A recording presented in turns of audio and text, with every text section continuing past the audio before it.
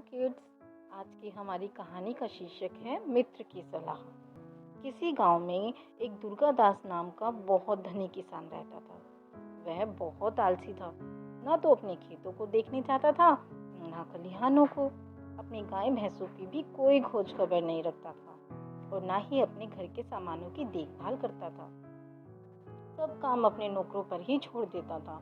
उसके इस आलस और कुप्रबंध से उसकी घर की व्यवस्था बिगड़ने लगी और उसको खेतों में हानि होने लगी।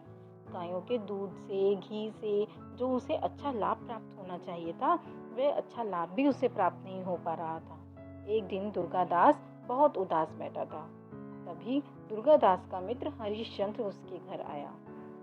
हरिश्चंद्र ने दुर्गादास के घर का पूरा हाल देखा।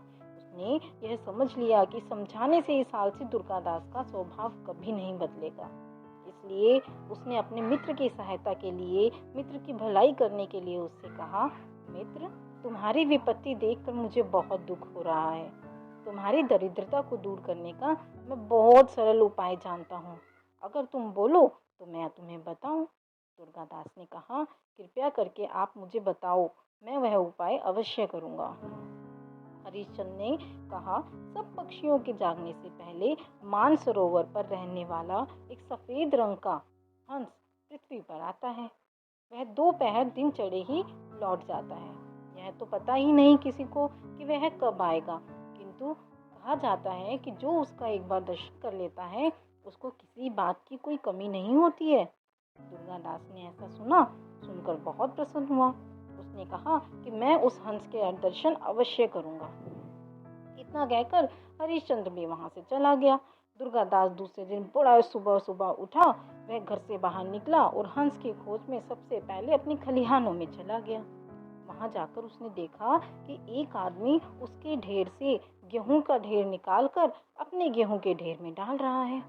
और दुर्गादास को देखकर ही वह बहुत लज्जित हो जाता है और उससे क्षमा मांगने लगता है। खलिहान से घर लौटकर दुर्गादास गौशाला में चला जाता है। वहां जाके देखता है कि गाय की रक्षा करने वाला रखवाला ही गाय का दूध दूहकर अपनी पत्नी के लोटे में डाल रहा है। जैसे ही वह दुर्गादास को देखता है, वह भी उनसे क्षमा मांगने लग जाता है। दुर्गादास घर वापस आकर थोड़ी देर रुककर फिर से हंस की खोज में निकल पड़ता है और अब की बार वह अपने खेतों में जाता है। जब खेतों में गया तो वह देखता है कि वहां पे तो अभी तक कोई मजदूर ही नहीं आए।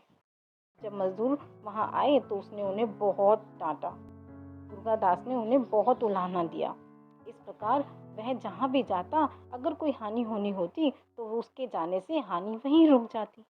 अब सफेद हंस की खोज में दुर्गादास प्रतिदिन सुबह सुबह उठने लगा और प्रतिदिन घूमने लगा। वह उसके नौकर ठीक से काम भी करने लगे। उसके यहाँ चोरी होना बंद हो गया। पहले जो वो रोगी रहता था, प्रतिदिन घूमने से उसका स्वास्थ्य भी ठीक हो गया। जिस खेत से उसको 10 मन अनाज मिलता था, अब उसे 25 मन अनाज मिलने लगा। गौशाला से दूध की मात्रा भी बहुत अधिक हो गई।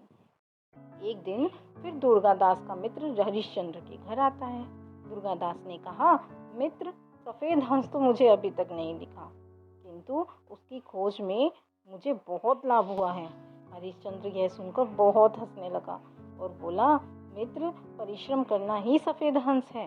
परिश्रम के पंख सदा उज्जवल होते हैं। जो परिश्रम न करके अपना काम नौकरों पर छोड़ देता है, वह सदैव हानि उठाता है।